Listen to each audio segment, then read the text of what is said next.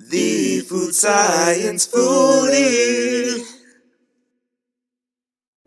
Joseph here, your food science foodie, and today we are going to be trying a recipe that I've never heard of. It's from my grandma's cookbook, and it is a Hawaiian banana pie.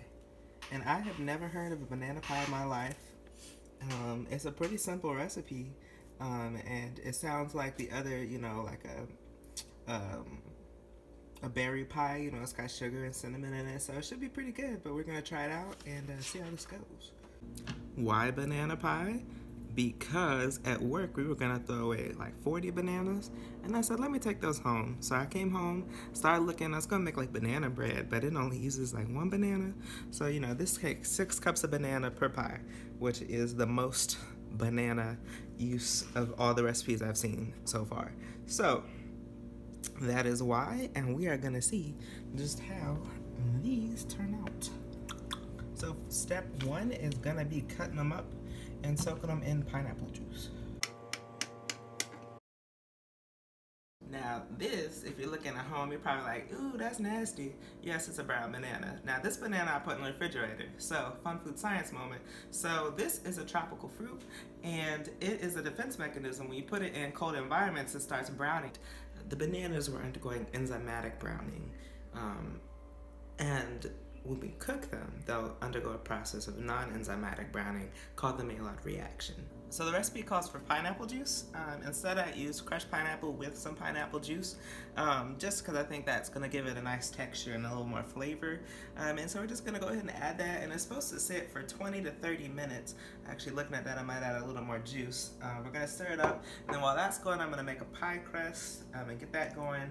And so this, I think, is more for flavor. Now, generally, citric acid or vitamin C, can be used to prevent oxidation and browning, but I think once we cook it, it'll actually start browning. So in another video, I'll be talking about Maillard browning, non-enzymatic browning, and what that means for you.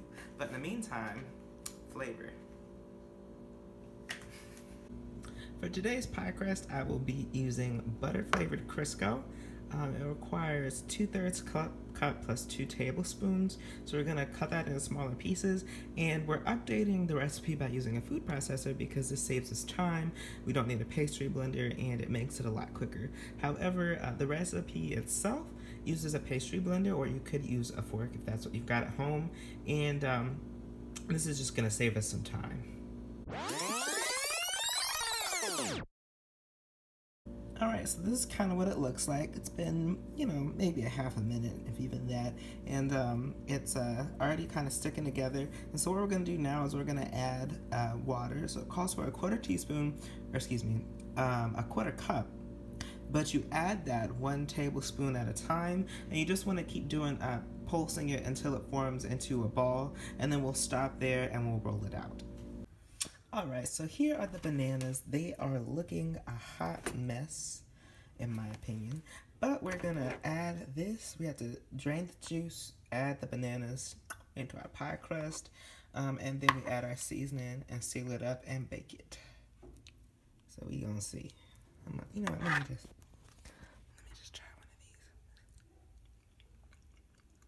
Okay. It's kind of weird. It's good. It almost doesn't taste as much like a banana. Like the pineapple juice took some of that flavor away. So we'll see how it tastes after it cooks.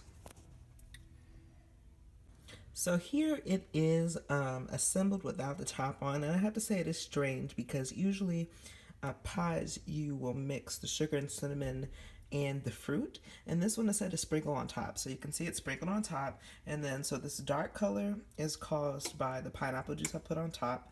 You can see some of the dry spots where the brown sugar, flour, and cinnamon mix is. I added a few pineapple chunks. That's a little Joseph addition, and then these dots here are yellow dots of butter per the recipe. So just so you can kind of see what it looks like, and I'm going to put the top on it and then bake it according to the recipe. And I'll let you know, because I think that if this doesn't turn out right, then on the second pie I might try mixing the bananas and sugar mixture beforehand so it's maybe more consistent. But we're just gonna stick with the recipe. We'll see what we get. Alright, so I'm gonna keep it real with y'all. I chose to go with this recipe than my standard pie crust recipe because this one was quicker. It didn't require resting. But I have to say, I will not be using this again. And this is like, if you've ever heard your grandma or whoever cooks these kind of things in your family talking about how difficult it is to make a pie crust, it's because they were trying to make a pie crust like this. I can almost guarantee you because, well, I'm about to show you my Frankenstein pie because it was a nightmare putting it together. And that bottom crust that you saw earlier, I rolled it out. And then that sucker fell apart, would not go into the daggone pie pan. So what I did was I rolled it, I smushed it in there. And then I tried, added a little more water and tried again with this top crust. And, well, as you can see, we have what I'm going to call my Franken pie. So, I didn't even have to make the slits. Look at that. Ooh. Ooh, they're built in. Look at that. So, this is innovation, but not the kind that you want. So, what I'm going to recommend is I use Alton Brown's pie crust recipe, and his only makes enough for like a bottom pie, but I just follow it, you double it, and it works beautifully. You let it rest, and you put plenty of flour down, roll it, and it's beautiful dough, makes a beautiful crust, and you can pick it up and put it on the pie, and it doesn't crumble like this. So new experiences, and it's not gonna be real pretty. This banana pie not gonna be real pretty, but you know what my rule is: it can be ugly if it tastes good, but it can't look good and not taste good.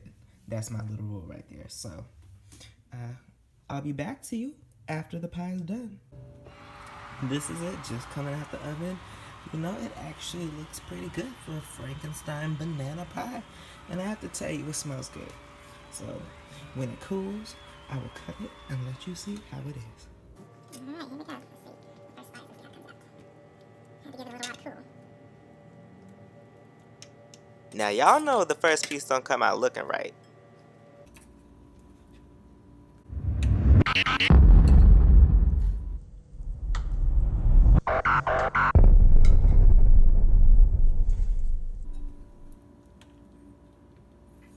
Smells good.